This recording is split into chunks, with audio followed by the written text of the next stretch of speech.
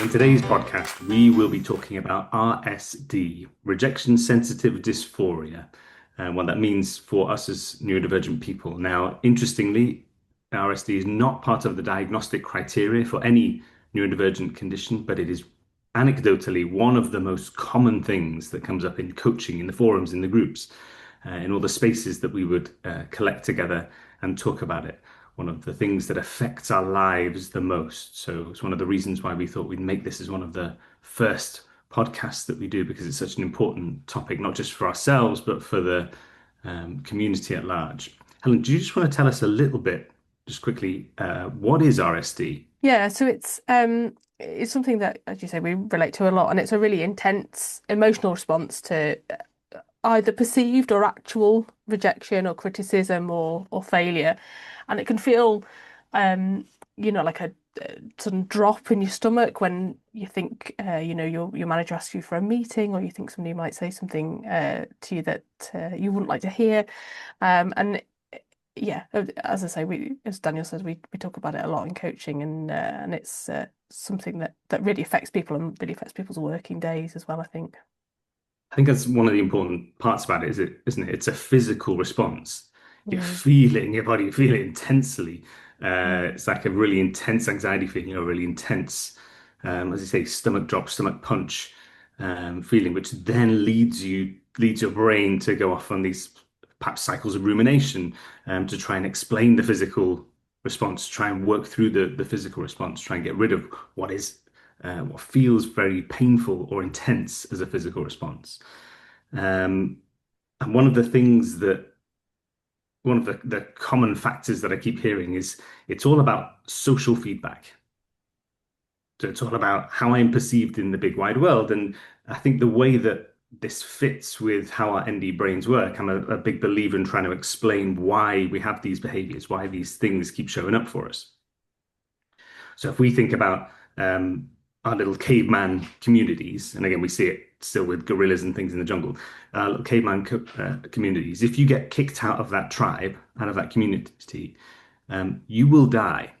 So without resources, support, without the group, you would die, you would perish in the wild, or be more likely to perish. And so for me, this is one of those hangovers from those sort of caveman days when social acceptance was literally life or death. It's one of those parts of the brain, it's the survival part of the brain that says, it is so important to me that I stay part of this tribe, that I belong to this group, that I'm accepted, that I'm going to create this really intense reaction, either as a way to avoid put myself in these dangerous situations, put myself in these feedback situations, or create behaviors that would make me more likely to stay part of this group. I think that's why it's such a physical reaction.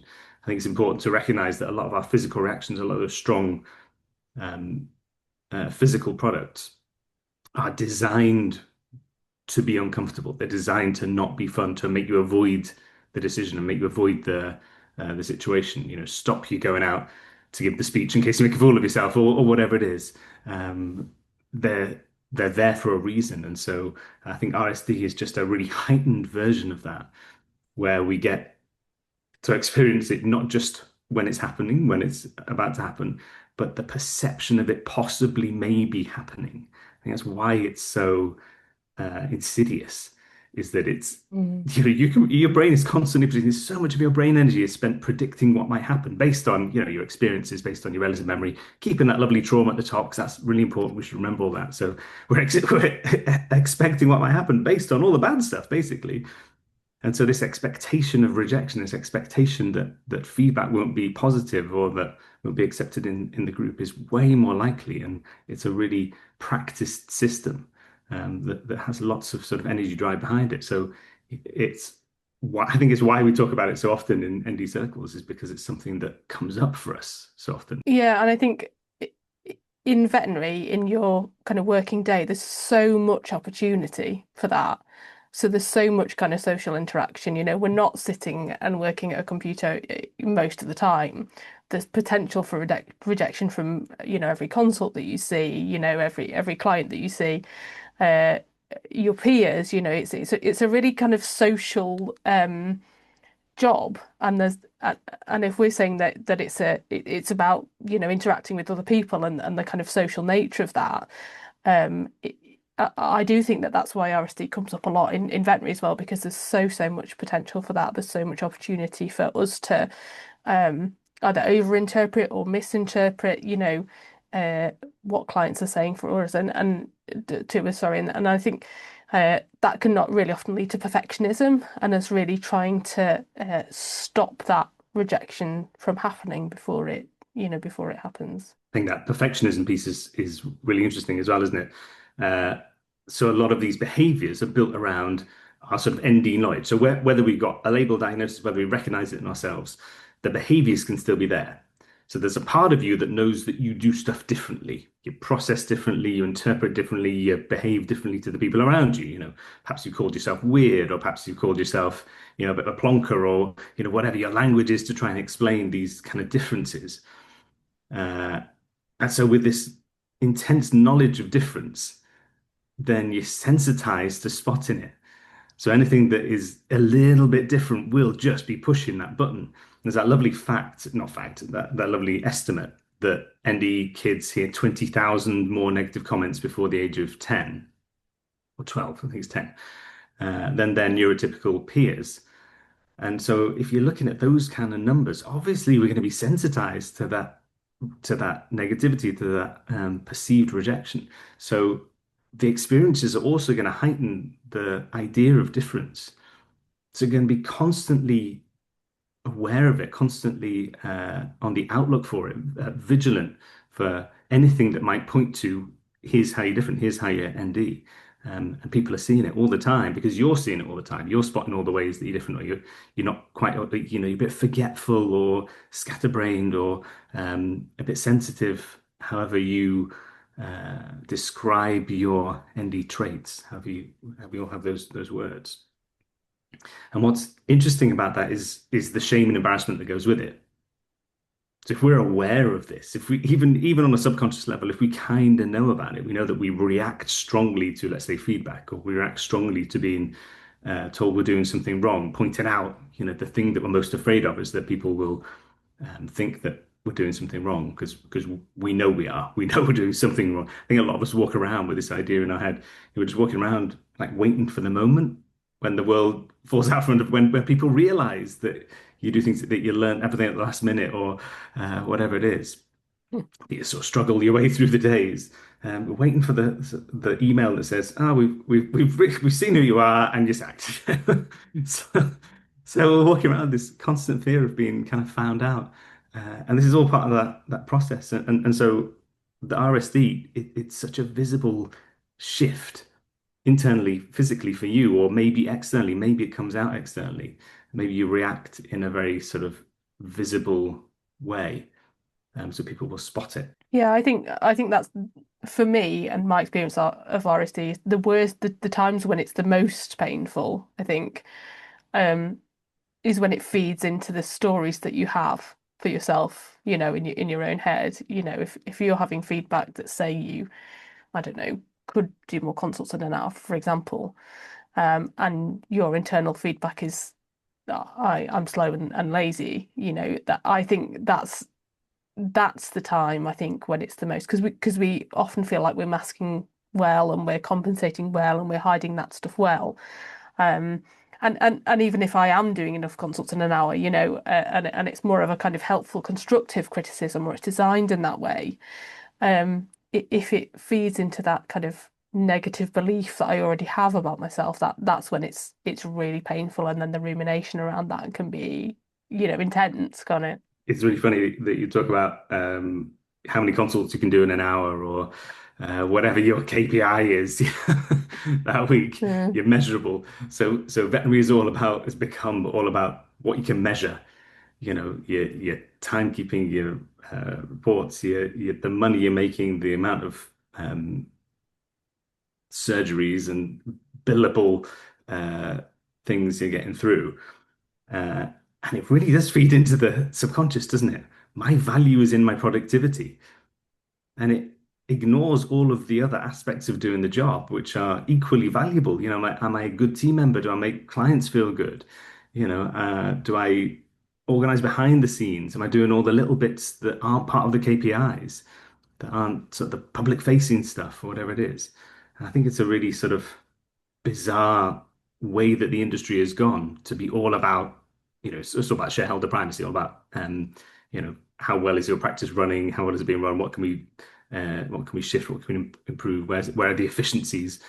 Which just means where can we make more money, essentially. Yeah, So I of mean, course, if you feed that back into RSD, it just creates a whole bunch of metrics for you to be able to see where you're failing. So it's not just you're failing, but here's the proof, here's the numbers, here's the daily tally. yeah, I think that's a little bit. I think that's a little bit unfair on the veterinary industry, that we're all about KPIs and making money.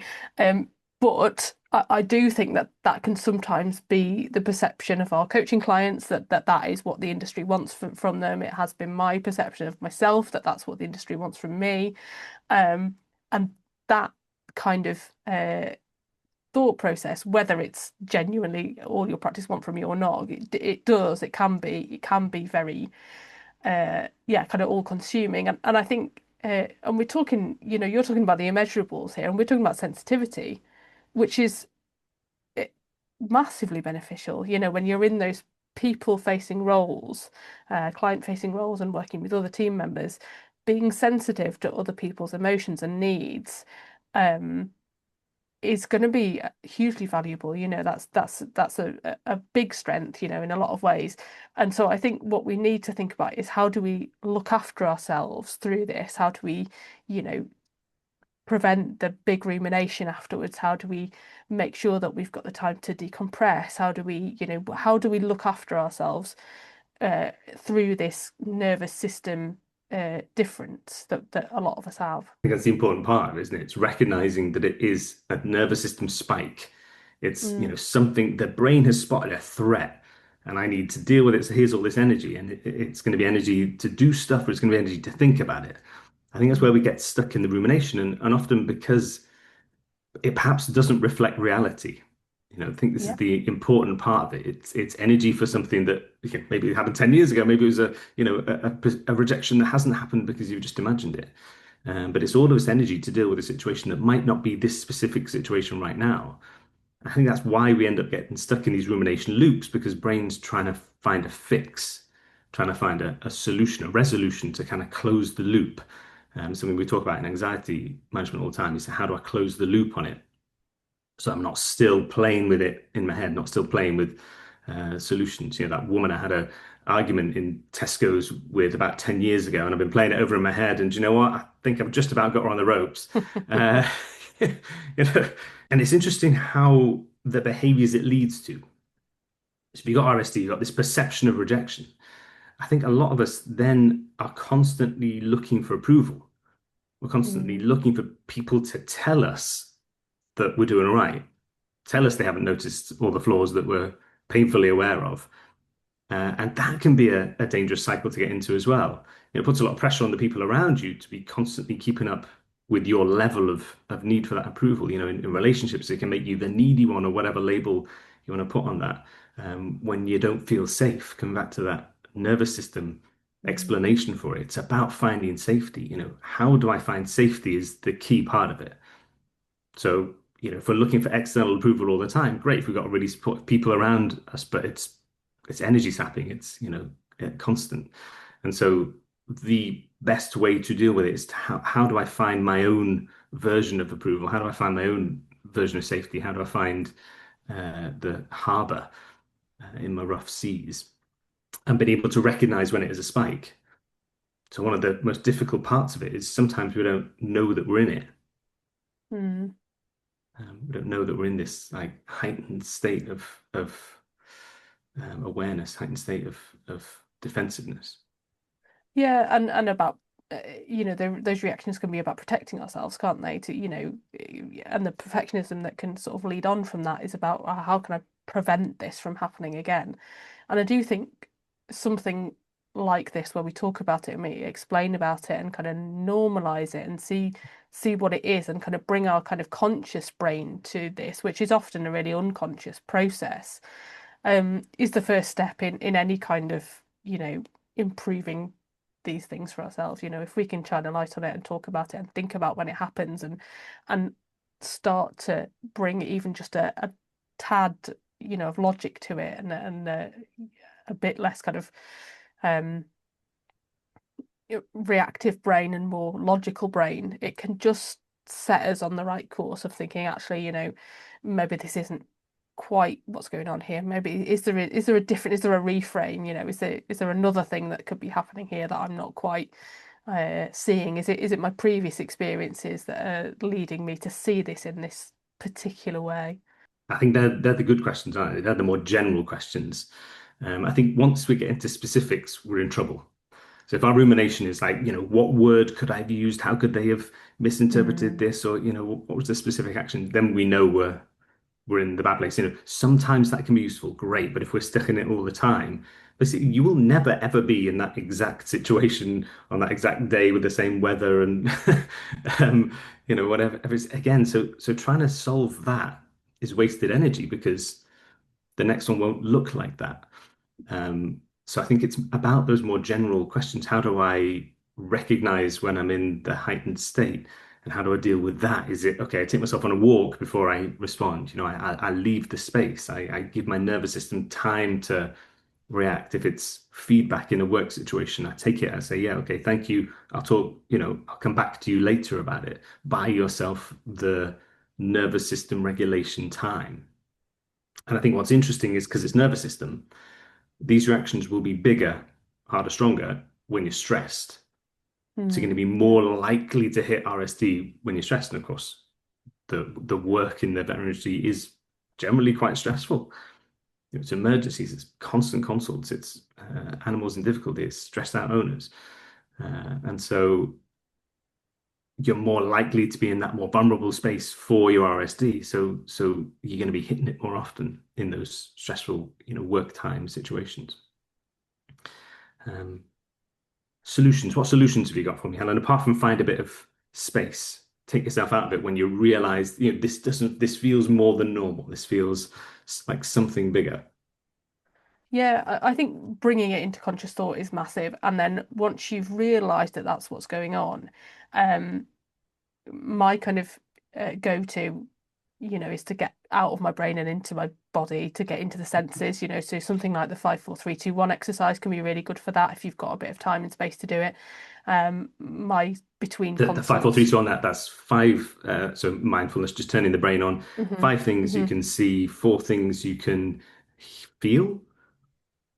Here, I think. Here, I never remember this. Five things you can see, four things you can hear, three things you can feel. So your weight on the chair, hair on the back, the clothes on your body, whatever it is. Two things you can smell, and one thing you can taste. Right? Yeah, yeah, I think we got that right. It's funny. I've done this yeah, hundreds of something times. I like that. still can't remember the order. You've made a video on it somewhere. There is a video I've somewhere. made a video on it there. Yeah, see, Yeah. ADHD gifts, Um, zero long-term memory. but the other thing that we talk about quite a lot in the anxiety workshop as well, isn't it, is to use something that you do every day. So for me, it's washing my hands. So if you wash your hands between consults or before surgery, or when you go to the toilet, whatever it is that you do a lot of times throughout the day, you can use that as your anchor. You can use that as your grounding thing. So for me, if I'm washing my hands, I try and do that mindfully, and that gets me out of my head and into my senses. So, how does the water feel? Is it hot? Is it cold? Um, what sounds can I hear? What does the soap smell like? And that it can remind you to reset yourself in that way. So just, and we talk about these things and they sound tiny, but the difference that these little tweaks can make, we both know can be really profound on a day-to-day basis. I think what those little tweaks that were all about regulation, how do I regulate? How do I get back into my body? What they do is Hmm. they then open up brain space to be Yeah, able to process or do the more, intellectual yeah, intellectual stuff. yeah, So it's one of the if you go to see a therapist, there are two ways out of rumination. One is task positive behavior. So, booking a holiday, doing something fun, doing something nice for yourself. But if you're neurodivergent, do you know what? You can multitask in your brain. So you do the task positive behavior and you still ruminate in the background. So we need to go into the other one, which is sensations of the body. So Mm. turning on those bits of the brain that literally give feedback from the body. How am I feeling? Literally, physically, what is the physical sensation of it to get us out of the rumination? But something that I have worked on with clients is looking at your checklist. So let's say there's perceived rejection from a partner in a relationship or from a boss. It's about going, okay, have their feelings about me changed from one day to the other? To find it, has my competence somehow magically disappeared from one day to the other? Or is this a very strong reaction from my brain, which is giving me messages based on this RSD, based on these old stories that, I don't always believe I know what I'm doing, or I make it up as I go along, or whatever the story is that's come from a lifetime of being ND, being different, doing things differently. So, for instance, if there's that thought that a partner's going to reject me, they're going to leave me, they're going to cheat on me, they're going to sleep with someone else, provided it's a thought, a feeling that's come on very quickly. If it's a long-term thought, okay, that's something else. Go see your couples therapist or whatever it is. Think more deeply about that. But if it's part of this RSD reaction, where is the photo of the good times? Where is the little poem they wrote you one time? Where is the little thing? Where's the collection of stuff that you can use to reassure your brain? Go, actually, no, they do still like me. They do still fancy me. They do still think I'm worthy. They married me. They committed to spend their life with it. Pretty sure that they're not going to decide to chuck me a week later, just because my brain's been through a stressful time, and so it's finding reasons for rejection. Or if it's in work, my boss probably isn't going to sack me. Number one, can't recruit enough veterinary professionals anyway, from reception to, oh, maybe not, who knows? But it'd be very costly to replace me, let's say, just because I have this perception that I might be doing stuff wrong or differently, or, that people will notice that I'm not very good with paperwork or whatever the thought is. So it's Yeah, about having enough of those, gathering the client letters that say you did a great job, and having them there as your resource, as your reference, gathering the really good feedback that says you did an amazing job, you're really good at dentistry, you're really good at whatever it is, or gathering the feedback from your colleagues. That one time when someone said, "Oh, I really appreciate you being here. I'm really so glad that you're part of this team," as ammunition against that negative feedback loop, that RSD, that perceived possibility of rejection. So in that moment, you get to go back to your resources and go, no, actually, this is just a part of my brain that's trying to protect me. It might not be based in reality. It's just an anxiety spike. It's just a protection spike.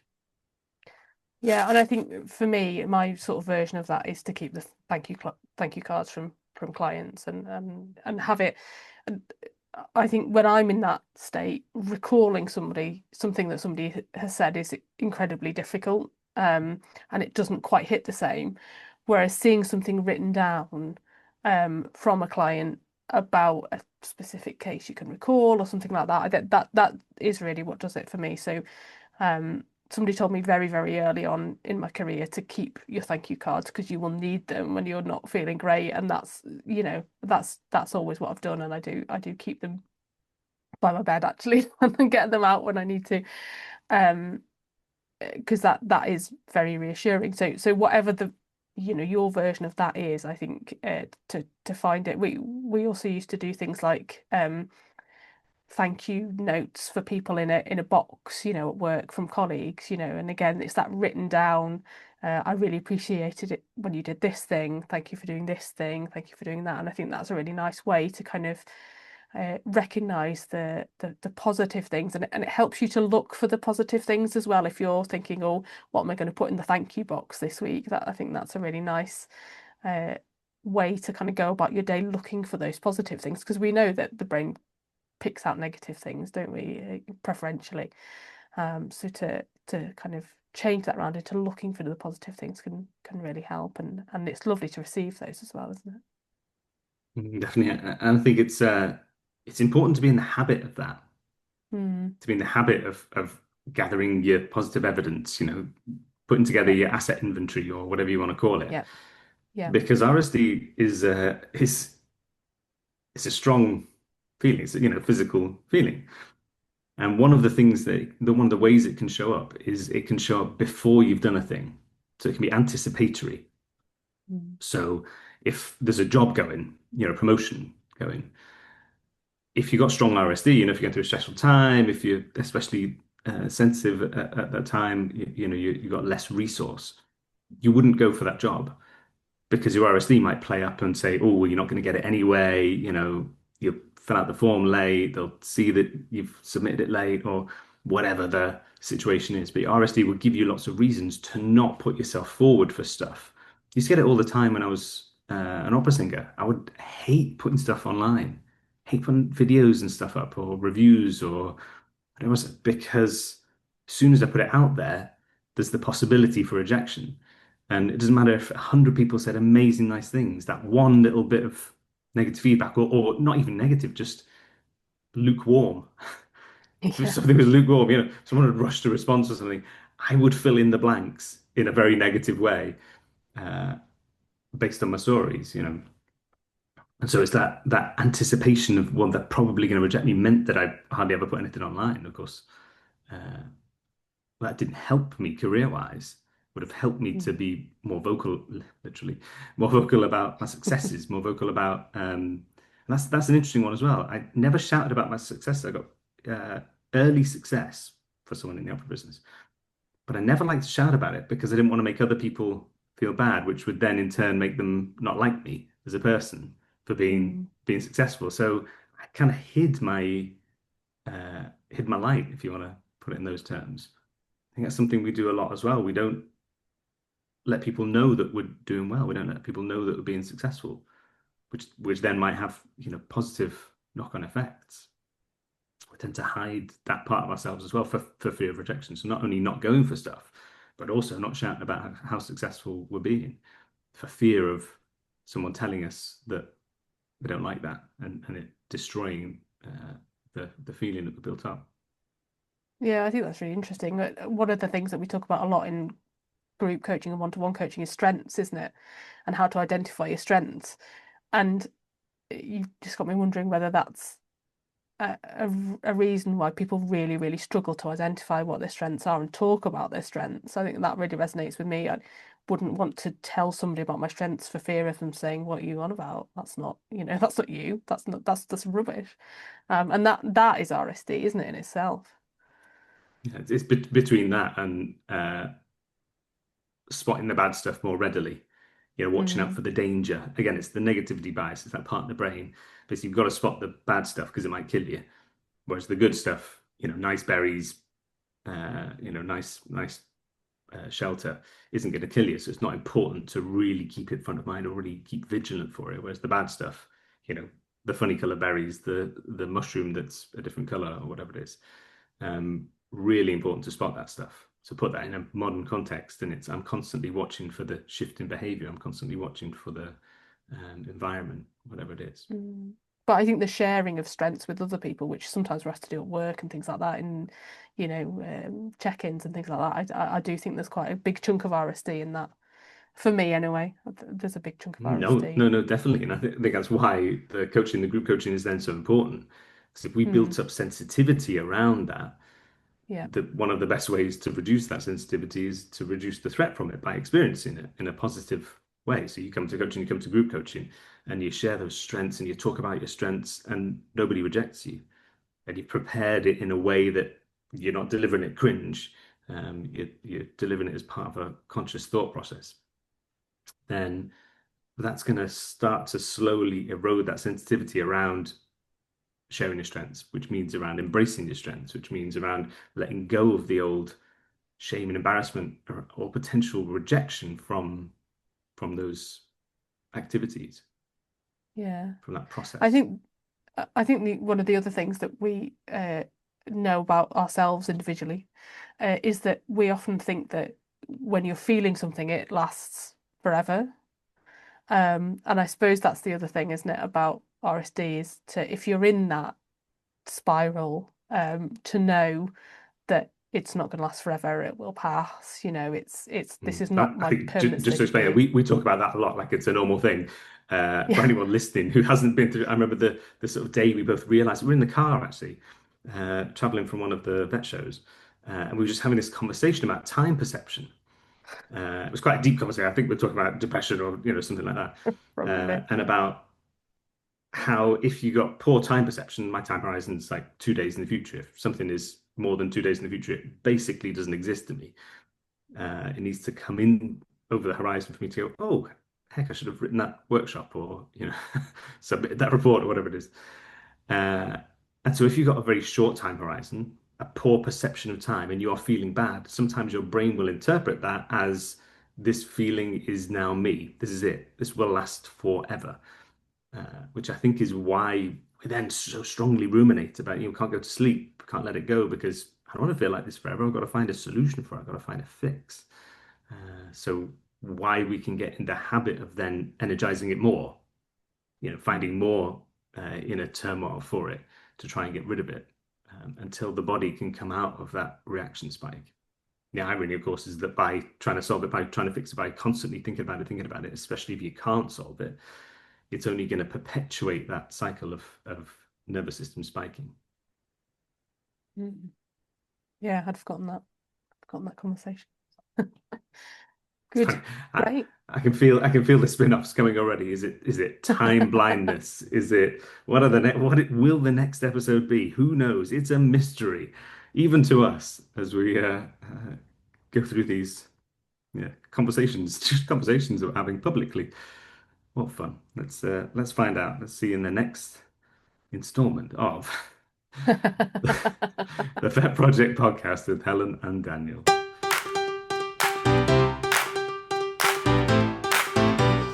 If you enjoyed this episode, please send it to a friend, a colleague, a family member, and give us a like or a follow or a subscribe. It costs you nothing, but it could keep us making content to support our tribe. And if you want to work with us, or you want to join the tribe or collect your free resources, just head over to our website, www.thevetproject.co.uk, or send us an email at info@thevetproject.co.uk. And we will look forward to welcoming you on the next episode of The Vet Project Podcast.